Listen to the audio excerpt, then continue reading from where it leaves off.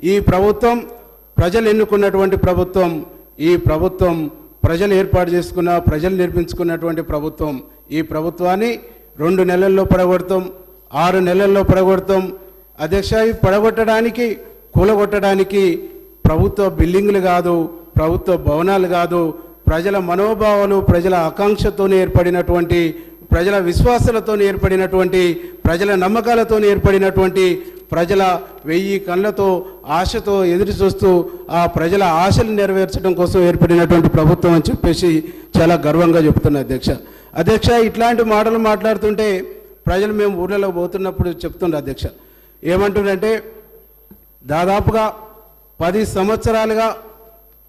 సంవత్సరాలుగా వీరు చేసినటువంటి దోపిడీ, వీరు చేసినటువంటి అక్రమాలు, వీరు చేసినటువంటి అన్యాయాలు, వీరు చేసినటువంటి మోసాలు, వీరు చేసినటువంటి అనేక అవకతవకలు ఒక్కొక్కటిగా బయటకు వస్తుంది, ఒక్కొక్కటిగా బయటపడుతుంది. కాబట్టి ప్రజలను మైండ్ని డైవర్ట్ చేయడం కోసం, ప్రజలను తప్పుదారి పట్టించడం కోసం, ప్రజల యొక్క దృష్టిని మళ్లించడం కోసం మాత్రమే ఈ పదాలు వాడుతుర్రు, ఈ పదాలు మాట్లాడుతుర్రు అని చెప్పేసి ప్రజలు చాలా స్పష్టంగా అర్థం చేసుకుంటారు, అర్థమవుతుందని చెప్పేసి ఈ సందర్భంగా మీకు గుర్తు చేస్తా ఉన్నా అధ్యక్ష.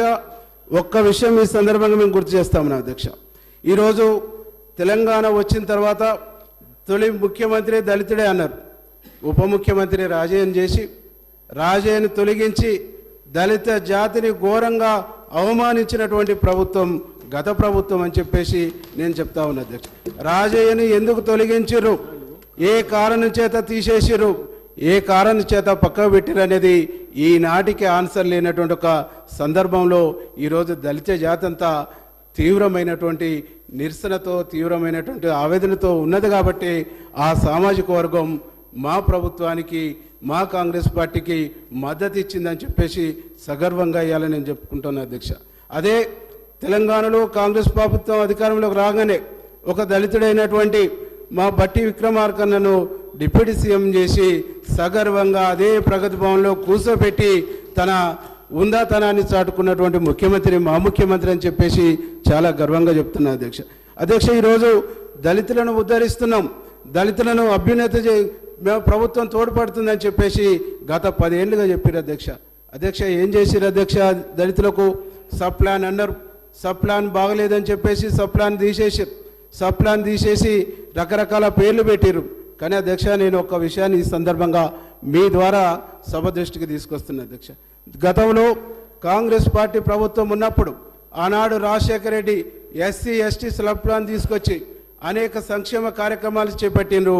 ప్రతి గ్రామంలో ప్రతి సంవత్సరము ఎస్సీలకు ఎస్సీ కార్పొరేషన్ లోన్లు వచ్చాయి, బీసీలకు బీసీ కార్పొరేషన్ లోన్లు వచ్చాయి, ఎస్టీలకు ఎస్టీ కార్పొరేషన్ లోన్లు వచ్చాయి. ఒక్కొక్క గ్రామానికి, పెద్ద గ్రామం అయితే 10 యూనిట్లు, 15 యూనిట్లు, 20 యూనిట్లు వచ్చేది.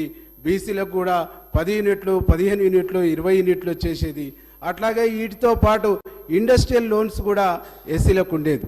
ఈ రకరకాల పేర్లు పెట్టేసి దాదాపుగా 5 సంవత్సరాలంటే పెద్ద గ్రామానికి 20 యూనిట్లు ఉంటే 5 సంవత్సరాలలో ఒక్కొక్క గ్రామానికి 100 యూనిట్లు వచ్చేది. 10 సంవత్సరాల కాలంలో ఒక్క విలేజ్కి 200 యూనిట్లు గతంలో వచ్చినటువంటి ఒక పరిస్థితి మనం చూసినాం.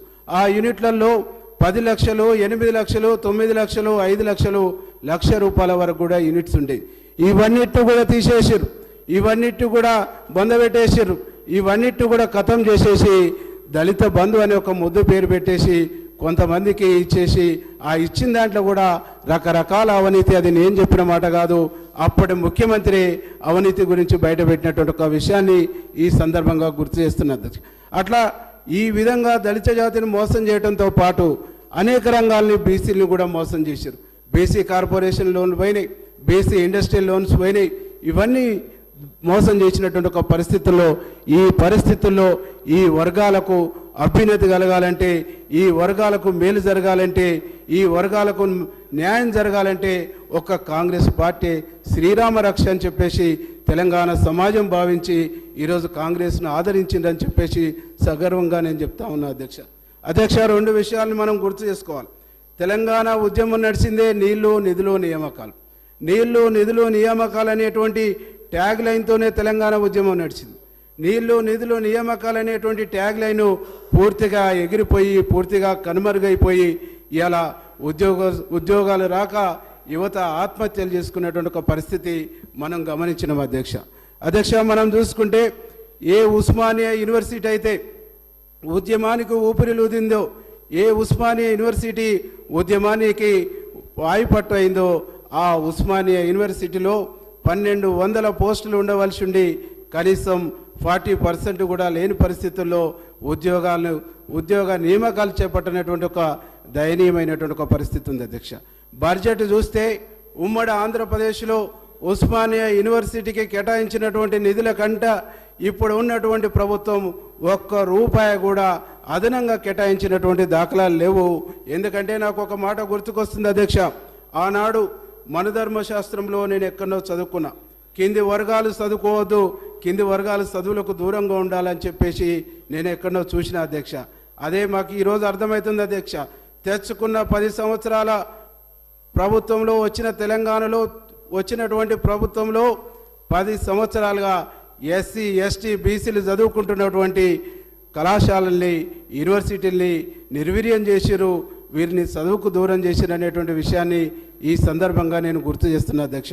ఇది దుర్మార్గం కాదా, ఇది మోసం కాదా, ఇది దగా కాదా అని చెప్పేసి ఈ సందర్భంగా నేను గుర్తు చేస్తూ ఉన్నది అధ్యక్ష. ఇవన్నీ కూడా నేను మాట్లాడుతున్నటువంటి మాటలు కాదు అధ్యక్ష, ఇవన్నీ కూడా పేపర్లలో వచ్చినాయి అధ్యక్ష. ఇవన్నీ కూడా సమాజం చూసింది అధ్యక్ష, సమాజం మాట్లాడుతుంది అధ్యక్ష. అభివృద్ధి అభివృద్ధి అభివృద్ధి అని చెప్పేసి అంటారు అధ్యక్ష. సంక్షేమం అంటున్నారు అధ్యక్ష. సంక్షేమం అని చెప్పేసి పదే మాట్లాడుతున్నారు అధ్యక్ష. సంక్షేమానికి మేమే ఉదాహరణ, సంక్షేమానికి మేమే పెద్దపీట, సంక్షేమం అంటేనే మేమంటేనే సంక్షేమం అని చెప్పేసి మాట్లాడుతున్నారు అధ్యక్ష.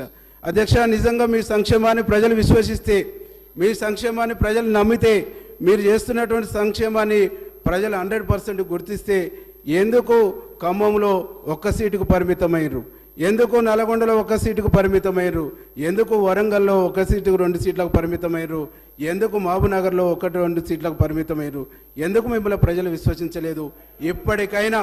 ఇప్పటికైనా గుణపాఠం తీసుకోండి, ఇప్పటికైనా గుణపాఠం తీసుకోండి, అహంకారాన్ని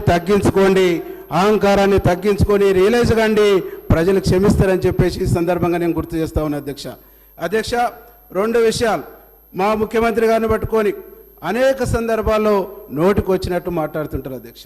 అనేక సందర్భాల్లో భాషా పండితులు వాళ్ళు అయినట్టు, యువతలోళ్ళు భాష మార్చుకోవాలన్నట్టు, యువతలోళ్ళు మాట్లాడుతుందే తప్పు, అవతలోళ్ళు మాట్లాడుతుందే సత్యం అన్నట్టు మాట్లాడుతారు అధ్యక్ష.